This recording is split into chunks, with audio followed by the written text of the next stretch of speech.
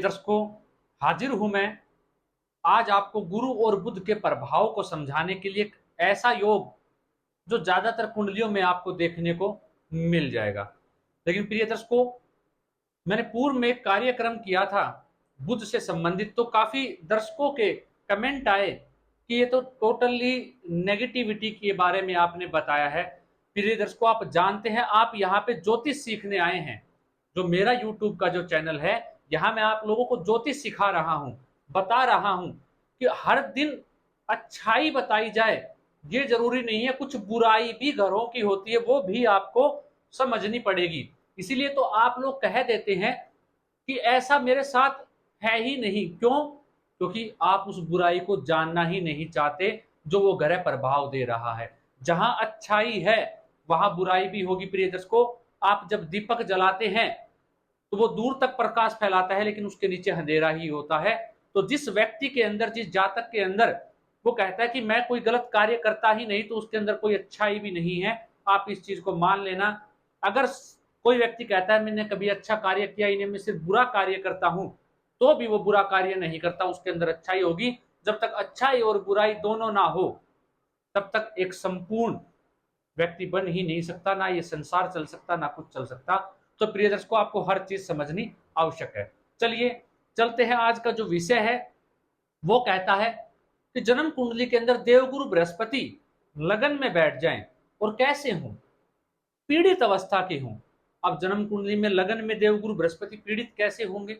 या तो वो नीच राशि में जाके बैठ जाए, या पाप कर्तृ योग में आ जाए, दोनों साइड पाप ग्रह बैठ जाए, या किसी पाप ग्रह के साथ युति कर ले, जैसे शनि के साथ राहु के साथ युति करके बैठ जाए, या देवगुरु बृहस्पति अस्त हो जाएं, या देवगुरु बृहस्पति पे किसी पाप ग्रह की दृष्टि पड़ रही हो, किसी शुभ ग्रह की दृष्टि ना हो, तो देवगुरु बृहस्पति पीड़ित हो जाते हैं। प्रिय दर्शकों, अब ज्योतिष शास्त्र क्या कहता है? देवगुरु बृहस्पति लगन में बैठे हुए हों। इस सूत्र को पूरा समझिएगा प्रिय दर्शकों, मैं आपको इसका पूरा विश्लेषण करके समझाऊंगा। लगन में बैठे हो, पीड़ित हो, और साथ में कहा कि बुध जन्म कुंडली के 4 भावों में बैठ के पीड़ित हो जाएं। कौन से भाव? दूसरा भाव, पंचम भाव, नवम भाव और द्वादश भाव, 12वां भाव। पीड़ित कैसे होते हैं बुध, ये मैंने गुरु के लिए बताया, वैसे ही बुध पीड़ित होंगे। और पूर्व का कार्यक्रम देख लीजिएगा, वहां भी मैंने अच्छे से समझाया हुआ है। अब बुध पीड़ित हो जाए तो शास्त्र कहता है कि जो ऐसा जातक होगा उसकी शिक्षा बाधित हो जाएगी। ऐसे जातक की शिक्षा अधूरी रह जाएगी, पूरी नहीं हो पाएगी। ऐसा जातक अपने जीवन में धन तो खूब कमाएगा, धन तो खूब कमाएगा, लेकिन रहेगा फकीर का फकीर ही। शास्त्र कहता है ऐसा जातक बड़ा विद्वान होगा, बड़ा ज्ञानी होगा, बड़ा बुद्धिमत्ता वाला व्यक्ति होगा। अपनी बुद्धि, अपनी चतुराई से ऐसा जातक जुगाड़ू हो जाएगा। अपना हर कार्य जुगाड़ के माध्यम से करना उसे आता होगा। उसे के अंदर एक जबरदस्त ज्ञान की वृद्धि, उसके अंदर बुद्धि रहेगी। क्यों? क्योंकि प्रिय दोस्तों, आप जानते हैं, आप ये जानते हैं कि गुरु स्वयं अपने आप में ज्ञान है। अब मैंने कहां कहां बुध को पीड़ित बताया। बुध अगर पीड़ित है तो वो शुक्र को पीड़ित कर देंगे। बुध को विष्णु की संज्ञा दी गई है, शुक्र को लक्ष्मी की दी गई है। जब लक्ष्मी, अगर बुध पीड़ित है तो अपने आप शुक्र का प्रभाव नहीं मिल पाएगा, और जब शुक्र का प्रभाव आपको नहीं मिल पाएगा तो लक्ष्मी कहां से आपके पास ठहर पाएगी प्रिय दर्शकों। तो वही दूसरे भाव में मैंने बुध को बताया, दूसरा भाव ज्ञान भी देखा जाता है दूसरे भाव से। अब गुरु से क्या हो रहा है? दूसरा भाव द्वि द्वादश का संबंध बना रहा है। अब 12वें भाव मैंने बताया आपका, वहां भी द्वि द्वादश का संबंध जो है वो बुध और गुरु आपस में बना रहे हैं। लेकिन आपको पता होगा, गुरु कुंडली के लगन में हो तो लाखों दोषों को दूर कर देते हैं, करोड़ों दोषों को हर लेते हैं, ये कहा गया है। वही पंचम और नवम के में जब बुध बैठेंगे तो देवगुरु बृहस्पति की दृष्टि से दृष्ट होंगे। दूसरा भाव वाणी का है, दूसरे भाव में बुध बैठेंगे तो वाणी को विकसित करेंगे, गुरु से एक दूसरे के साधक हो जाते हैं। ये भी आप जानते हैं, अगर मेरे दर्शक हैं, जब भी कोई ग्रह बैठता है तो द्वि द्वादश का संबंध बनाता है तो एक दूसरे को प्रोटेक्ट करते हैं, साधक बन जाते हैं, उनकी रक्षा करना वो शुरू कर देते हैं। ये ज्योतिष का एक सिद्धांत है, ये आपको याद रहना चाहिए। तो यहाँ पे ये कहा कि बुध दूसरे भाव में हो, पंचम में हो, नवम में हो, द्वादश में हो, तो जातक बुद्धिमान होगा, ज्ञानवान होगा, खूब धन भी ऐसा जातक अपने जीवन में अर्जित करेगा, लेकिन वो धन उसके पास रुक नहीं पाएगा।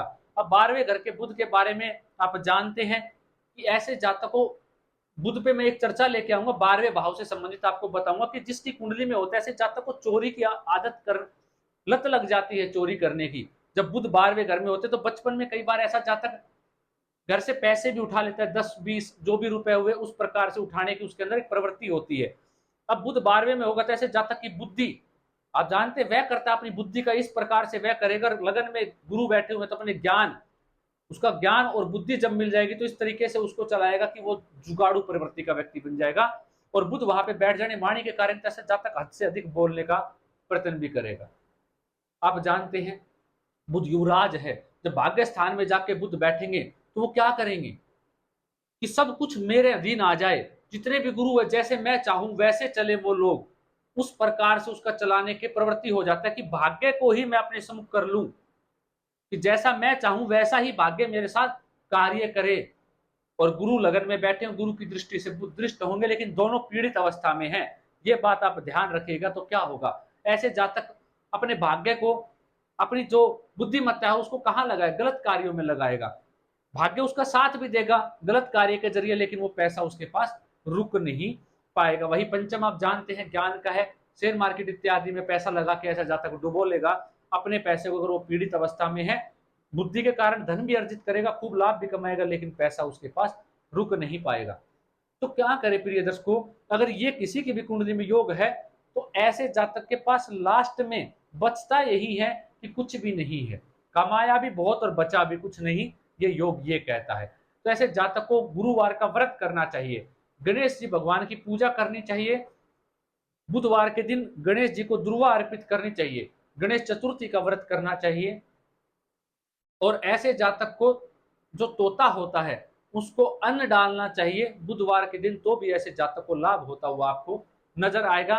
किसी गुरु से दक्षिणा ले लेनी चाहिए, या किसी को अपना गुरु बना लेना चाहिए, या गुरुवार के दिन किसी मंदिर में रोजाना जाए तो भी ऐसे जातक को लाभ होगा।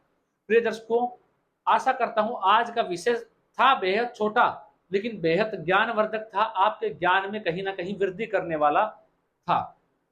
प्रिय दर्शकों, मिलता हूं कोई नया और अद्भुत कार्यक्रम लेकर आप लोगों के लिए। आज के लिए इतना ही, इजाजत दीजिए मुझे। नमस्कार।